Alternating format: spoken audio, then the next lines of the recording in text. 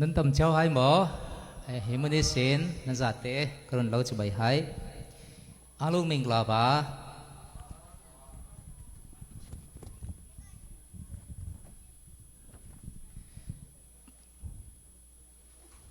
ချင်းပြည်နယ်နဲ့နိုင်ငံရခြားကဘာရရမှာရှိကြတဲ့ချင်းလူမျိုးအားလုံးကျမ်းမာကြပါစေကြောင်းဆန္ဒပြုရင်းနှုတ်ခွန်းဆက်တာလိုပါတယ်88ကြိမ်မြောက်ချင်းအမျိုးသားနေ့အခမ်းအနားမှာ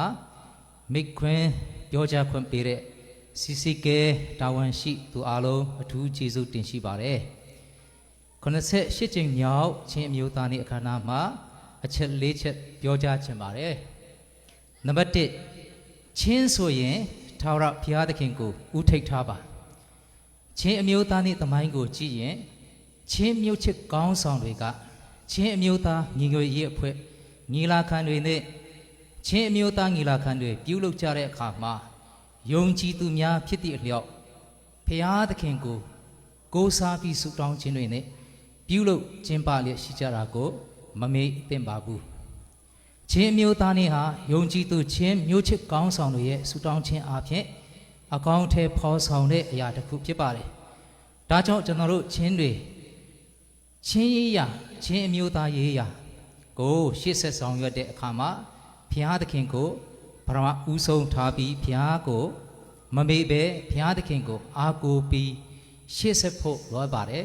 ။ကျွန်တော်တို့ချင်းတွေကဘုရားသခင်ကိုဥပိ္ပခာပြုရင်ဘုရားသခင်ကချင်းတွေကို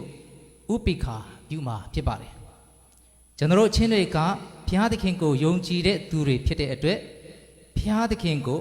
ယုံကြည်အားကိုးခြင်းအမြဲရှိဖို့လိုအပ်ပါတယ်ကျွန်တော်ချင်းတွေကဘုရားသခင်ကိုချီးမြှောက်ရင်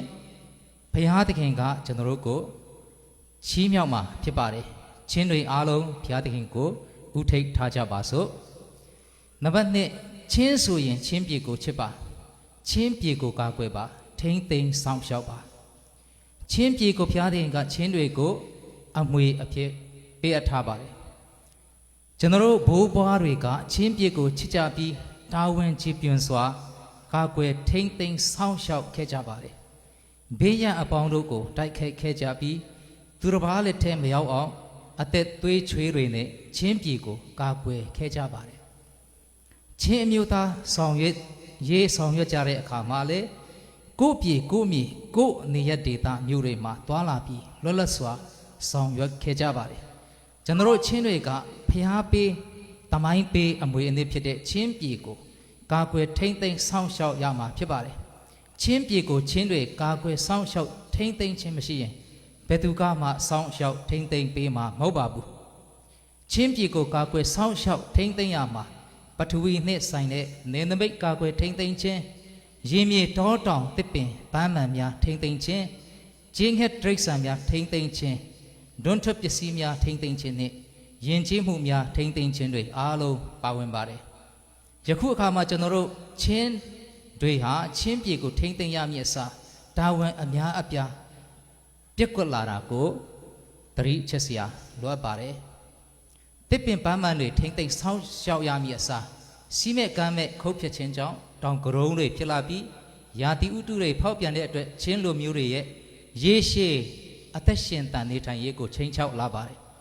ချင်းမှန်ရင်တစ်တပင်ခုတ်ရင်အစားထိုးစိုက်တဲ့သူဖြစ်ရမှာပါဂျင်းငှက်ဒိဋ္ဌာန်တွေကိုစီးမဲ့ကမ်းမဲ့တပ်ဖြတ်ကြတဲ့အတွက်ဂျင်းငှက်ဒိဋ္ဌာန်တွေမျိုးသုံးလူနီးပါးဖြစ်နေပါပြီချင်းလူမျိုးကိုစားပြုတဲ့အောက်ချင်းငှက်တွေလည်းမရှိတလောက်ဖြစ်နေတာဝမ်းနည်းစရာပါချင်းပါရင်ဂျင်းငှက်ဒိဋ္ဌာန်တွေကိုတန်ဖိုးထားပြီးထိမ့်သိမ်းရမှာပါတို့ချင်းတွေဖျားပြီးတမိုင်းပြီးအမွေအနှစ်ဖြစ်တဲ့ချင်းပြေကိုကာကွယ်ထိမ့်သိမ်းစောင့်ရှောက်ကြပါစို့နံပါတ်3ချင်းဆိုရင်တစ္ဆာရှိပါစီးလုံးညီညွတ်ခြင်းကိုအမြဲရှိရှုပါ20ရာစုအစောပိုင်းချင်းမျိုးချစ်ပုဂ္ဂိုလ်တွေဟာချင်းအမျိုးသားရေးစိတ်ဓာတ်ကိုမြင့်တင်ပြီးချင်းတစ်မျိုးသားလုံးစီးလုံးညီညွတ်ခြင်းကိုလက်တွေ့အကောင်ထဲပေါ်ခဲ့ကြပါတယ်ချင်းအမျိုးသားတွေဟာချင်းမျိုးချစ်ကောင်းဆောင်တွေရဲ့မျိုးချစ်စိတ်ဓာတ်နဲ့စီးလုံးညီညွတ်ခြင်းတို့ရဲ့ပြအယုတ်တစ်ခုဖြစ်ပါတယ်ချင်းလူမျိုးတွေဆိုအားလုံးအမြဲတမ်းစီးလုံးညီညွတ်ခြင်းရှိဖို့လိုပါတယ်ဒီစီးလုံးချင်းကတစ်မျိုးတစားတီးဖြစ်ခြင်းမဟုတ်ပါဘူး မတူကွဲပြားခြင်းတွေကစီးလုံးညီဝတ်ခြင်းဖြစ်ပါတယ်စီးလုံးညီညွတ်နိုင်ဖို့ရန်အတွက်ချင်းလူမျိုးနွယ်စုအကြားအချင်းချင်းတန်ဖိုးထားပြီးအတိအမှတ်ပြုဖို့တွေရှိဖို့လိုအပ်တယ်လို့နားလည်မှုခွင့်လွှတ်မှုတစ္ဆာရှိမှုရိုးသားမှုနဲ့ချစ်ချင်းမေတ္တာတွေထားရှိဖို့လိုအပ်ပါတယ်ဒီအရာတွေမတွေ့ရဘဲပြက်ကွက်နေရင်စီးလုံးညီညွတ်နိုင်ဖို့မျှော်လင့်ချက်မရှိပါဘူးချင်းဆိုရင်သူတစ်ပါးအပေါ်မှာအချင်းချင်းအကြားမှာတစ္ဆာရှိရပါမယ်ရိုးသားရပါမယ်ခွင့်လွှတ်တတ်တဲ့စိတ်ရှိရပါမယ်မေတ္တာထားရပါမယ်အချင်းချင်းရဲ့တန်ဖိုးကိုနားလေတန်ဖိုးထားရပါမယ်အတိအမှတ်ပြုရပါမယ်ဒုချင်းတွေစီးလုံးညီညွတ်ကြပါစို့နံပါတ်၄အရွယ်ရောက်တဲ့ချင်းလူငယ်တွေအိမ်ထောင်ပြုပြီးခလေးများများယူခြင်းအဖြစ်နောင်မျိုးဆက်သစ်ချင်းအမျိုးသားကောင်းတွေကိုမွေးထုတ်ပေးပါအိမ်ထောင်ပြုခြင်းကဖျားပေးတာဝန်ဖြစ်တယ်လို့လူမျိုးတစ်မျိုးခေတ်အဆက်ဆက်ရပ်တည်နိုင်ရဲ့အတွက်အရေးကြီးလာပါတယ်အရွယ်ရောက်တဲ့ချင်းလူငယ်တွေအိမ်ထောင်ပြုပြီးခလေးများများယူခြင်းကချင်းတွေရဲ့အနာဂတ်အတွက်တင်လုံးနိုင်တဲ့တန်ဖိုးမဖြစ်နိုင်တဲ့အရာဖြစ်ပါတယ်ကလေးမရှိတဲ့လူမျိုးဟာအနာဂတ်မဲ့တဲ့လူမျိုးဖြစ်ပါတယ်ယခုလက်ရှိချင်းလူဦးရေဟာ1.5 တန်းခန့်ပဲရှိပါတယ်ကျွန်တော်တို့ရဲ့ဘိုးဘေးမိဘတွေအိမ်ထောင်ပြုကြပြီးခလေး4-5-6ယောက်ယူကြပါတယ်ဒါပေမဲ့ချင်းလူဦးရေကအရန်ကိုနဲလှပါသေးတယ်ယခုခေတ်အရွယ်ရောက်တဲ့ချင်းလူငယ်တွေကအိမ်ထောင်ပြုနှုံနဲလာပြီးခလေးမွေးနှုံကြလာမယ်ဆိုရင်စစ်ပွဲတွေအချင်းချင်းတက်ဖြတ်မှုတွေနဲ့ဒေဆုံးမှုနှုံပိုမိုမြင့်မားနေရင်ချင်းတွေရဲ့အနာဂတ်ဟာမတွေ့ဝန်းစရာဖြစ်ပါတယ်အနာဂတ်ချင်း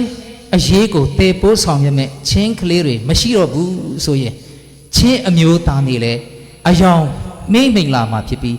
တိမ်ကောသွားမှာသာဖြစ်ပါတယ်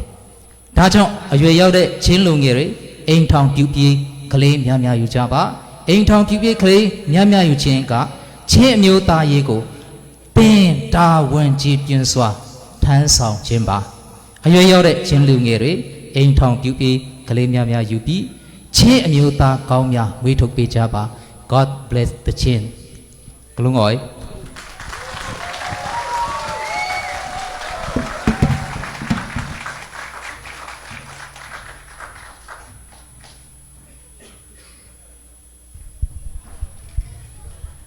ဟုတ်ကဲ့ပါအထူးမိတ်ခွန်းပြောကြားပေးတော့ပါတော့ဆရာကိုအထူးပဲကျေးဇူးတင်ပါတယ်